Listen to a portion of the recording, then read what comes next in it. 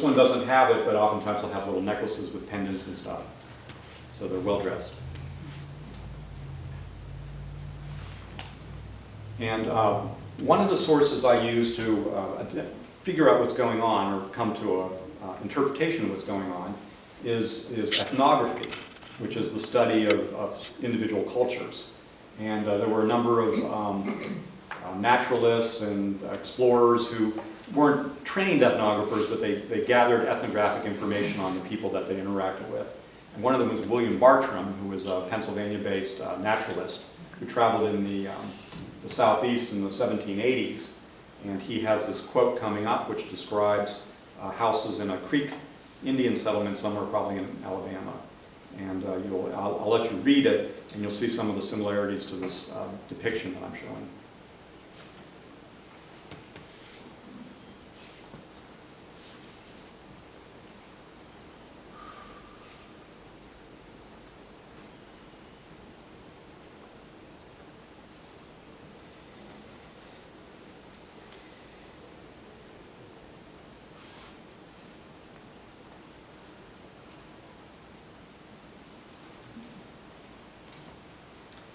So Bartram was seeing impermanent buildings, probably wood with plaster, he says, clay plastered walls, that were decorated with these animal forms, or these sort of monstrous forms that combine and recombine various elements of animals. I believe this long hunter wall is a version in stone of this kind of basic principle. And because it's stone, it survived, whereas all this architecture is no longer here above ground.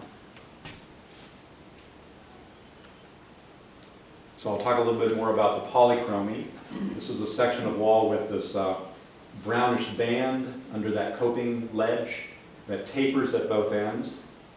So it's perhaps serpent form-like, but I think probably would represent something else.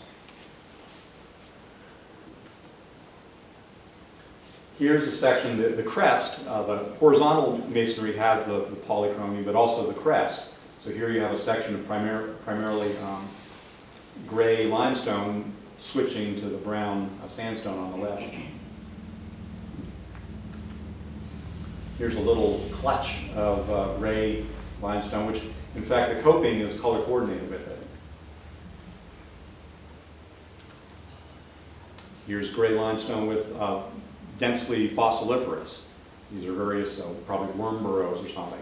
So it's the same color, but they've gathered together examples with a very dramatic texture that gives it a different appearance. I interpret this as a swirl form. You have gray below, and then it switches to gray above on the left. And notice that brownish stone at the very center, sort of a pivot, a button. Here it is again, and here's my drawing of it. This could potentially be a form of, this is a Mississippian pot from Arkansas, so this could be a form of that motif, that sort of swirl motif. Interestingly also, this specific pot, those forms at the top are very similar to the ancestral Puebloan cloud terrace motif, which is common in their pottery and rock art.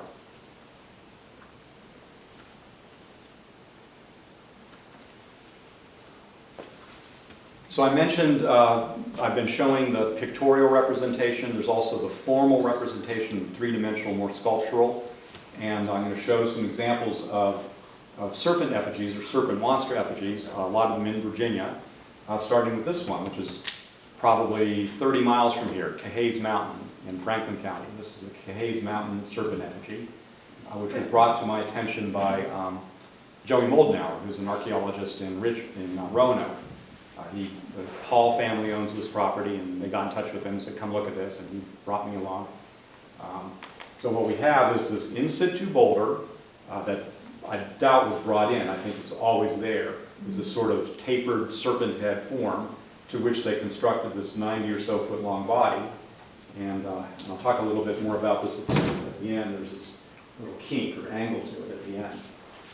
So I interpret this as, oh yes. Where is this on Cahays Mountain? Magotty Creek Road.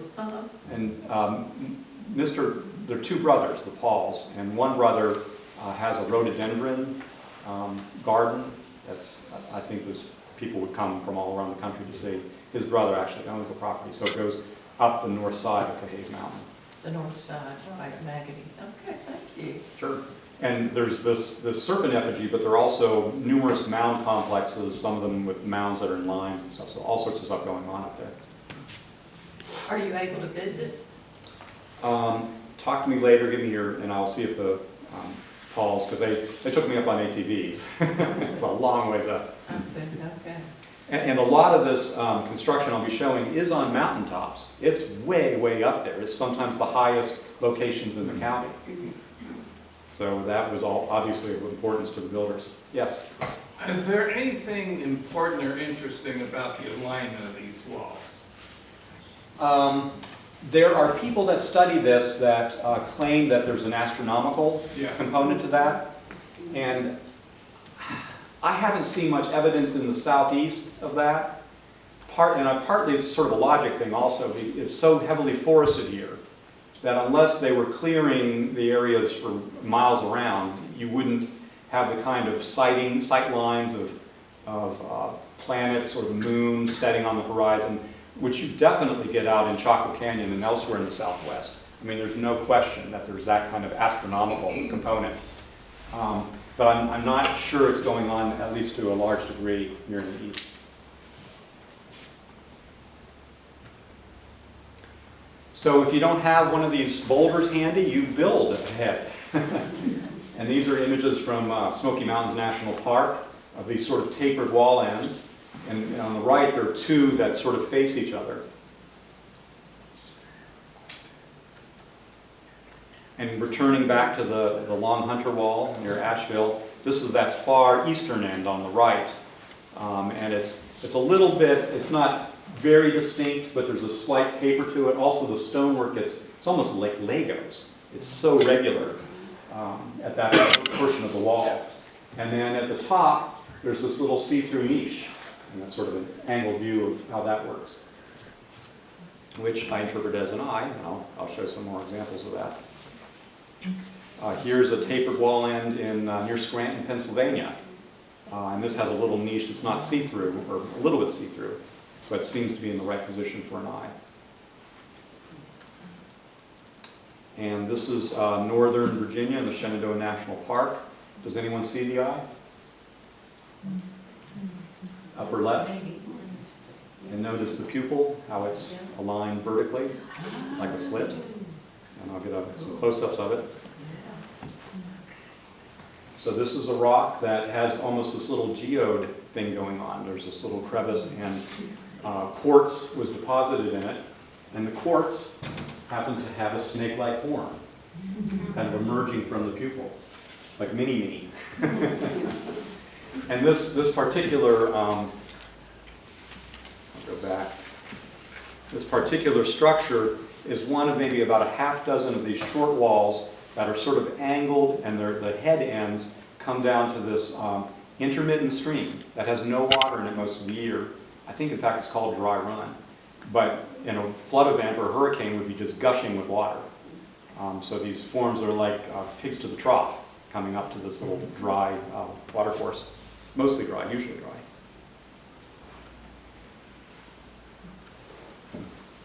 And this is Beagle Gap between Augusta and Albemarle County. In fact, the Appalachian Trail goes through the structure. But this is one end of it with the spade-shaped boulder on which have been placed two sort of googly eyes. Stones. One on the left you can just see has a little shim under it, presumably to keep it from rocking or falling off.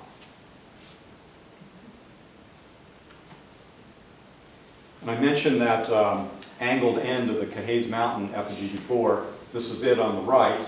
It's lower than the rest of the stonework. It kind of fans out. To continue this sort of anatomical theme, we have eyes, we have heads. I believe this is a representation of a rattle, a rattlesnake rattle, which is often, when it's being rattled, it's at an angle in relation to the body. And here again near Scranton, Pennsylvania is a wall end that very clean, European looking, but it has this little kink at the end.